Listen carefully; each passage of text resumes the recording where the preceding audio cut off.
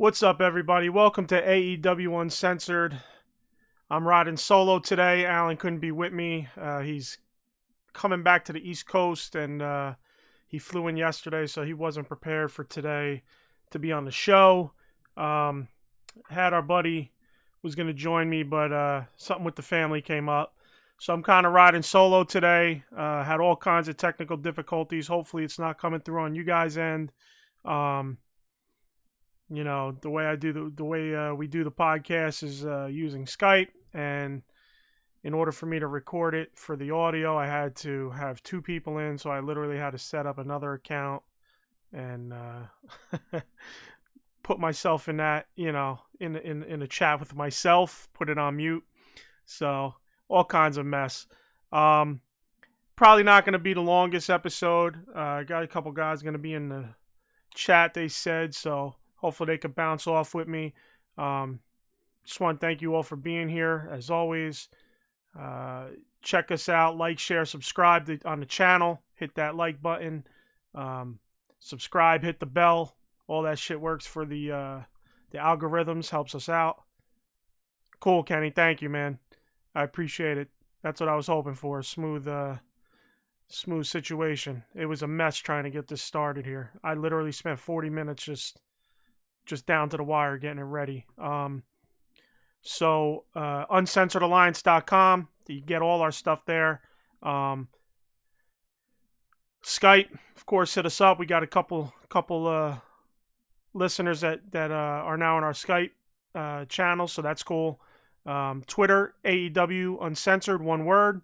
Email, any questions, comments, concerns, critiques, anything like that. AEW Uncensored Podcast at gmail.com. Facebook, we have a group and a page, AEW Uncensored Podcast. You just search that out. You catch us on all the apps for podcasting. You could catch us, be it Google Podcast, iTunes, Stitcher, iHeart, any podcast app that's out there. All the miscellaneous third parties, you catch us on all that. So like, share, subscribe, do all that other nonsense. And I'm going to say from the beginning, rest in peace, Kamala. That's a sad situation where he just passed away the other day. Hate to see that, man. So condolences to him and his to his family, and rest in peace to him. All right, get right into it. So, we've been talking about the figures. Speaking of figures, real quick, if you're a toy collector and you listen to this, check out, soon we're going to be launching Talking Toys Uncensored. We already have the channel up, so head over to the channel and like and subscribe. Hit the bell, don't forget.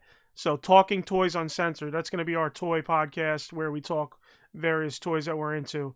That's going to be a pretty hodgepodge of people, I believe. I believe me and Alan are going to be pretty much the steady guys, and then we're just going to bring in any toy collectors that we know to just come in and talk toys. So, all right, so let's get back to this. AEW Uncensored Toys. So my situation this week where they finally started showing up in stock in New Jersey. Matter of fact, they go out of stock just as fast. Today, just as I'm getting ready to prep for the show, I was like, let me check. And of course, my one local store that hasn't had them in stock yet has them in stock. So I really contemplated, seeing as it was just me solo and I was having all these technical difficulties, I almost just canceled the show and went over there and tried to tussle with some managers because I don't see myself finding these damn things. So anyway, with these figures, let me break down what happened. They started hitting Jersey two days ago, I believe. Friday, yeah. So hit a couple stores, nothing. I got there too late. Woke up Saturday, punched it in. There was a bunch of stores with them. Decided, let me go to those stores. So went out of my way. Was supposed to do something all day. Totally pushed my friend off. So headed out. Was walking out of the one Walmart. They didn't have anything. I just checked them anyway. Close. It was local. Then another one 30 minutes away. I was like, let me go over there since they're showing in stock. Went over there, hung around, got a manager, made a big deal, getting a manager over there because otherwise we weren't getting nothing done. There was another guy that was there 25 minutes before me waiting at customer service. So he says, you know what, man, they're probably on the truck. They're going to be coming off the truck today. So he said, if they're out of the truck by 5 and I could find them, he said, I'll text you. So it took my number. I leave the store. I head up the road because up the road there's another store about 25 minutes away. Said they had them, and they said, he said, like he said, he'll text me. So I get to the other store about 25 minutes away, and he texts me, I got this one. So it's Kenny Omega. So that means that they found a case, but somebody got an entire set, and I got Kenny Omega. So I got Kenny Omega. What I did was I went to the other store, asked, got a manager again, because you're not making any headway in a Walmart if you're not speaking to a manager. Even with managers, I had a manager rude as shit to me on Friday. Was not helpful at all. And I'm really not a pushy guy. I'm not an aggressive guy either. So I kind of just blow stuff like that off. Okay, and I just kind of walk away with my tail between my legs. But so she helped me out. She was great. She said, I'll take your number. We don't usually hold things, but I'll talk to the guy that's pulling the truck now, and we'll pull a set for you, because all I wanted was a set. So she said she called me this morning. Never got the call.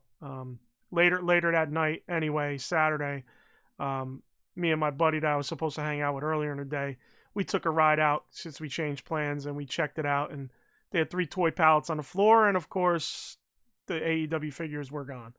So the fucking struggle is real with these figures, man. Being a toy collector and an AEW fan, and now like them being an exclusive to the store, it's just a headache. So whatever, some stores have them today. Maybe I'll get over there after the podcast and get lucky. But I did get a Kenny Omega, so it is what it is. But I mean, that manager that did get me to Kenny Omega did say that they had another shipment coming in a few days, and he would be willing to shoot me a text and put some aside for me, which shocked me, which I respect. I appreciate that. So anyway, enough of my toy woes. Such a fucking pain in the ass. I realize I don't like the toy hunting scenario. I really don't. It's not for me. I like just buying the shit online. All right, now on to actual wrestling. Now that I've bored you all with toy talk. Looks like B. Priestley, Sadie Gibbs, and Jimmy Havoc were all taken off the website. Apparently some other people, or at least another person. I don't have that written down here. I'm not sure. I mean, what it sounds like is they were let go pretty much because of the pandemic. If the pandemic didn't happen, they would still be with AEW. So don't rule it out that once travel's up and going, that they'll be able to, get back with AEW. Especially B. Priestley, she definitely has a big upside. Jimmy Havoc, I mean, it's almost like you were looking for it. You're almost looking for that to happen. And even that, I mean, after a while, maybe everything will go by the wayside and he'll be back, so we'll see. We'll see how that plays out. Jimmy Havoc was doing good, man. I really was into what he was doing.